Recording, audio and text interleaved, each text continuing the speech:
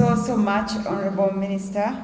On Monday, Justice and Constitutional Affairs Minister Norbert Mao revealed that in Uganda today, there are suspects who are charged with terrorism if their cases have not been investigated during their 48-hour police detention.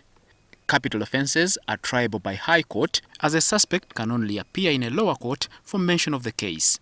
Most of the time, if your case is not yet well investigated, then you are charged with some outrageous crime, like terrorism. So that way you are just taken to court and immediately taken to jail. You may not actually have anything to do with any terrorist activity. This statement had many in the opposition nodding in agreement. Actually, they don't only do it about terrorism. I'll give you the recent example. There is a person by the names of Mwanje Hamza. He was charged of murdering ASP Chirumira. And Justice Mutonyi, Margaret, dismissed the case.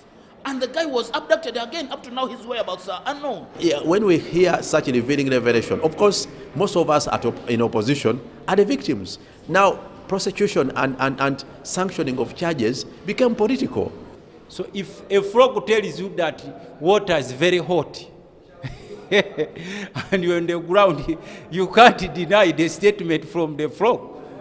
Because the Mao is like a frog from water, it is telling us, human beings, that there is something, that the water where we are in currently is very hot.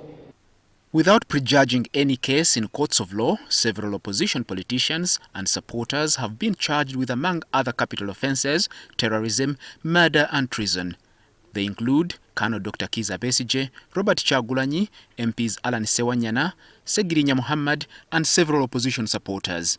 Some of these charges, described by the opposition as trumped up, have been dropped by the DPP before the trial can commence. Let me talk about Mao, who was the president of DP. He will give more evidence of what is happening under the doctor's sitting in. The moment you know that people have been taken to court and the prosecutors have failed to produce evidence for over 1 year, that alone is enough to tell you that they don't have evidence. I can tell you here, Alan Sewanyana and Segirinya, that case will not be sustained by government. NTV asked the Director of Public Prosecutions, Justice Jane Abodo, if the minister's statement had any truth in it.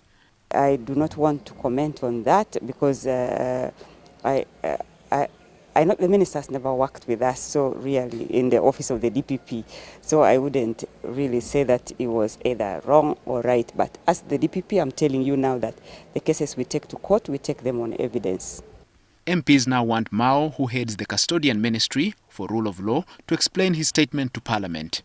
If a minister of justice comes and makes such a statement, we shouldn't take it just as these mere usual statements. You should come to the House and explain. With such a revelation, we expect that the DPP should act quickly and start withdrawing concocted charges against Ugandans, especially against political activists. Edward Muhumza, NTV.